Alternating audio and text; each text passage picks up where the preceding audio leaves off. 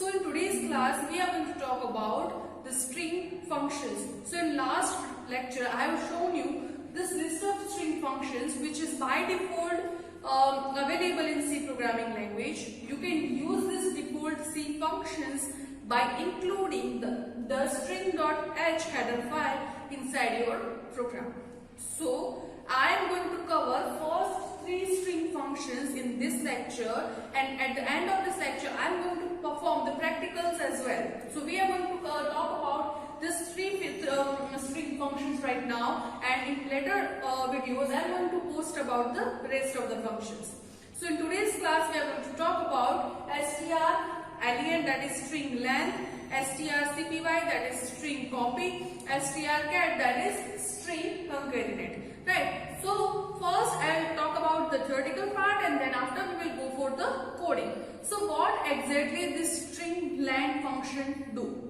As you can see on the screen, sometimes you want to find the length of the string. Now one may, student may be very confused between the size of an array and the length. Okay. So size of an array can be 100 also, but user have entered string. So what is the length? So in the previous lectures of array, I have shown you that you can also declare array as say int a of 100, but we are just taking 3 values inside array. So size is of 100, but the length is 3. Okay. So this is the similar concept if you want to find the length of string which is entered by user, or which is entered by which value is entered by initialization and compile that.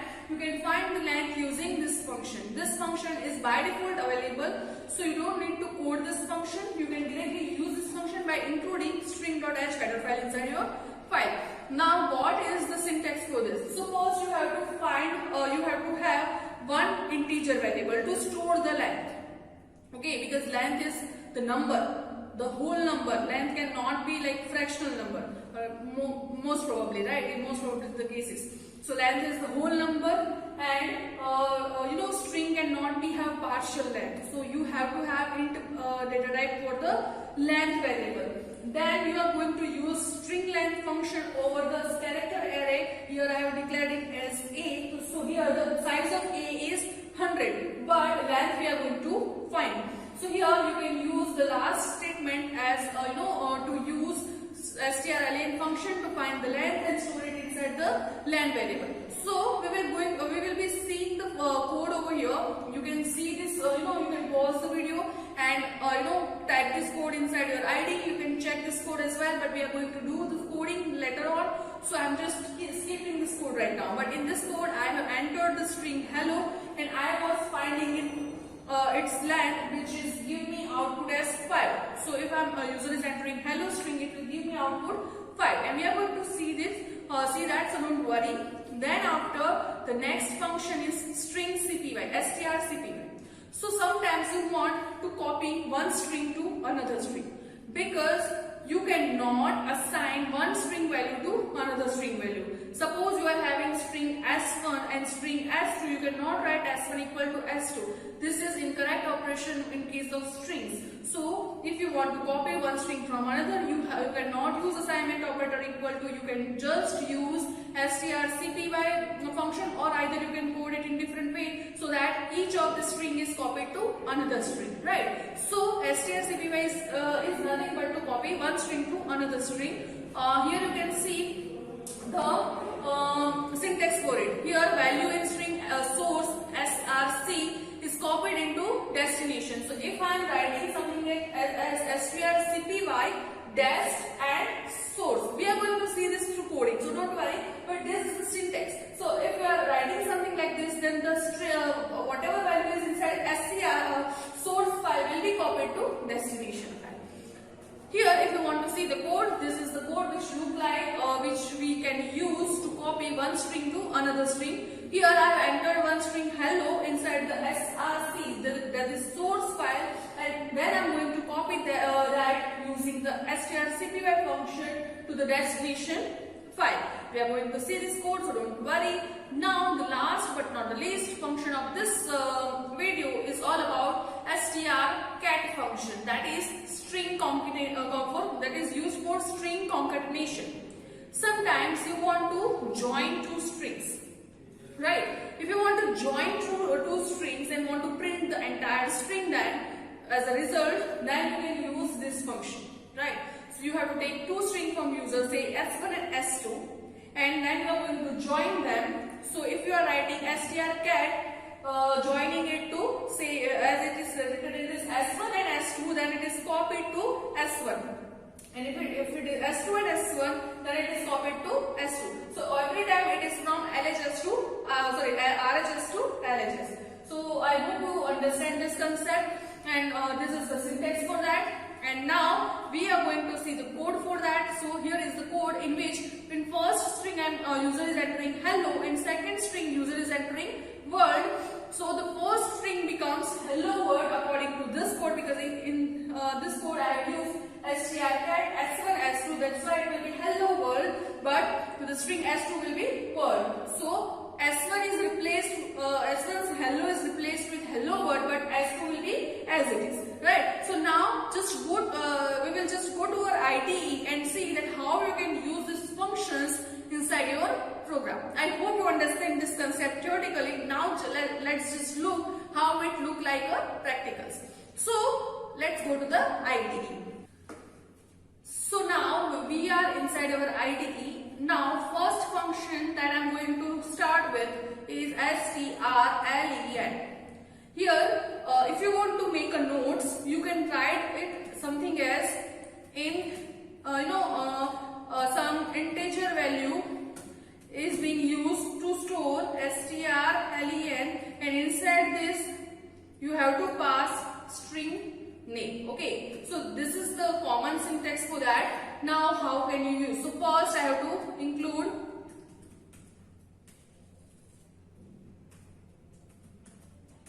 stdio dot h, then int main, then return 0. So this is common for all programs.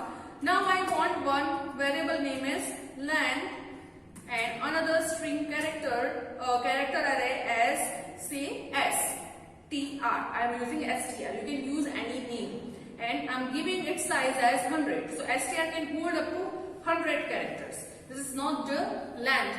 Please don't misunderstand this, right? So now, then after, what I am doing? First, I am telling user to enter some string, right? So user will be able to enter a string. Now for getting string from user, either I can use scanf %s and then string name str. You can also use this. If you don't want to use this, then I feel getAs is really very easy to use, right? So inside getAs you have to just pass str. Okay. So this is the way you can take value from user. So till now length is having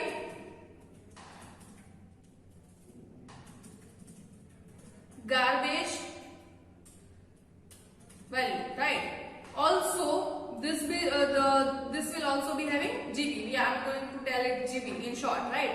So character array is also having garbage value. Now user will enter something, and after this str contains value entered by user. Now str is having some value, say user have entered hello. I am going to enter hello. So say str is having value hello.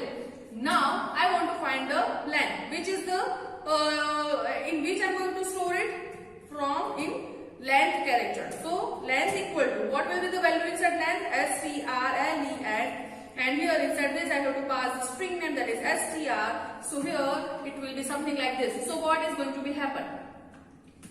This strlen function is going to find the length of this str which is entered by user, and then this entire integer value will be stored to the variable length.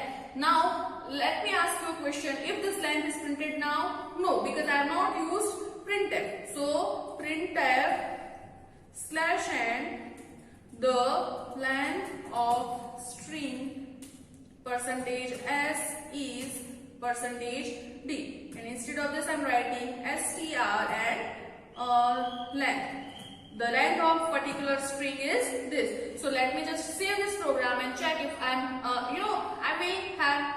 I will encounter an error. Now imagine what is that error. I hope you guys get those error. I'm not going to, if I'm going to compile this, it will show me an error. Which error is this? strlen was not declared in the scope. That means my compiler could not understand what exactly this strlen is. Right? So this token is undefined for my compiler right now, because I have not added a library include string.h. So what should be done when I am writing strlen is written or defined inside this header file. So if you are not adding this header file or not including this header file, that means your program will not going to run. So now you can just hit compile and run, and okay, I have written some ganda wala spelling, include. Okay, so let me just save this program again, compile it and run it. Now it is running. So enter the string. So I am entering, say, Komal, K-O-M-L. The length of string Komal is 5. Now you can see here the character array is K-O-M-A-L, and after this K-O-M-A-L, by default there will be a null character. So total length is 6. But you can see that the string length is eliminating the length of null character. So it is giving me 5 only. So make sure that you don't get confused with this term. So exact length is given excluding the length of null character. So this is how you can use string length function. Now what are the other function? strcpy. Suppose you want to copy one string to another string, right? So at that time you can use strcpy function. Now let me just erase everything. Now what is the general formula for this? strcpy. Now user is going to enter just one string, and that string you are going to copy in another string. So here you are saying destination and source. So whatever value is inside source will be copied to destination, right? So make sure that you understand this. It is from RHS to LHS. Make sure that you know this operation. So this is the general formula. Now for this I need just 2 strings. So I am taking str1, which is having size 100, and str2, which is having size 100 again, and I am copying, or let me just say src source and dest, so that it will be convenient for you to understand. Now I have to take this value from user, so I am using printf first. Enter some string to be copied, right? So here user will be able to enter a string by using getS. Inside getS I am taking s, or say src. So I am taking value inside src. So right now at this moment both strings have garbage value, or say GB, right? At this moment src has some value entered by user, but dest is having GB, garbage value, right? So I am taking just one value. Now I am using strcpy string copy. Inside this I am writing dest, and inside this I am writing src. You can use any names, make sure that you know that the source is copied to destination. Now just semicolon and I want to put as, I want to print each of this value. So I am writing SRC and say put as dest. So you know that till this moment dest was having garbage value. Now here I want to clarify something. So printf after using default strcpy function. Okay, so whatever is going to be done is after using this function, and also let me put slash n over here and here write printf value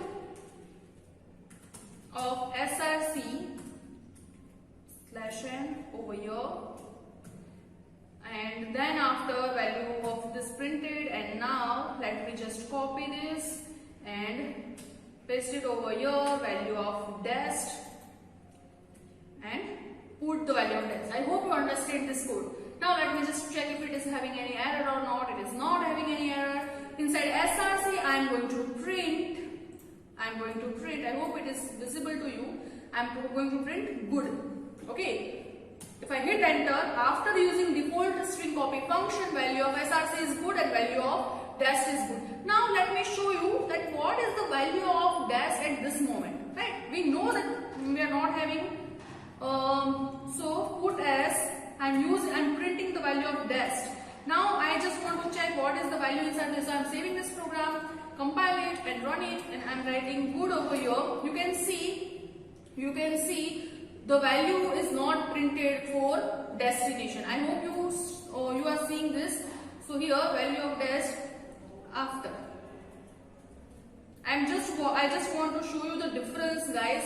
I hope you are understanding that what I am going to do.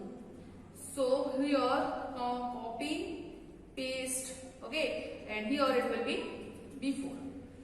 Let me just save this program and compile it and run it again. Here I am writing another string Komal. You can see value of dest before. It is not printing anything. You know, sometimes it may happen it is printing some mysterious characters, or sometimes it's not printing anything, because right now this dest is not having any value, but after copy dest is having some kind of value, and that's why you were getting that output. So this is all about strcpy functions. Now the last function of this chapter, this video, is strcat. So suppose I want to concatenate two strings. So what is happening over here? I am taking value to source and I am taking value to destination. So I am taking two strings from user, and then after here it will be cat.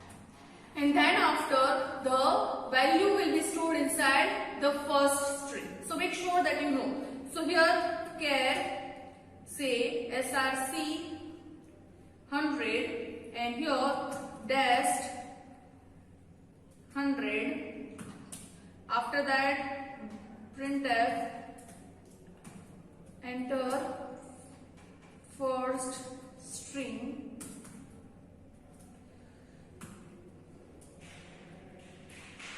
then after it will be here get as, say src, here it will be second string, here it will be get as S or say dest. Okay, so first value will be inside src and second value will be inside dest. Now I'm using strcat function and here I'm using dest and src, and printf or you can okay, printf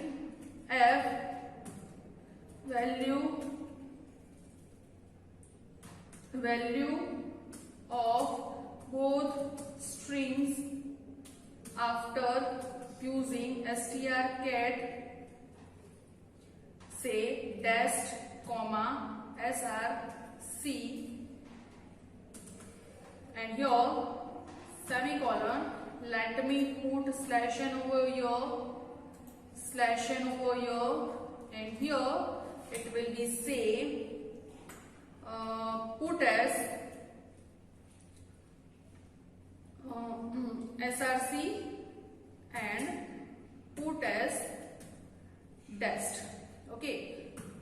now let me just copy this entire thing, but it will give me another answer. So right now just copy this thing, and if I'm just executing it, compile it and run it. So first string is good, second string is morning. It will not have any spaces in between, so don't worry. The value of both strings after using strcat, dest and src. First is good. So here this good is nothing but this src. So src remains good. But now I have done dest and source. So now dest become dest after src. So please note down this output that by using as a strcat dest source, you are getting src, the second string as it is, but the first string as concatenated with first and second. Now let me show you the output if you are just interchanging this. So here src, here it will be dest, again here src, here it will be dest. So let me just save this program, compile it and run it. Now again if I am entering say good and here say morning, you can see first is good morning but second is morning. So I hope you understand the difference I want to show you. So you can perform this code by yourself also and check if you understand this concept or not. I hope this concept is clear to you. If you have any doubt, you can comment below the comment section. I am always there for you. See you in the next class with the remaining functions. Thank you so much.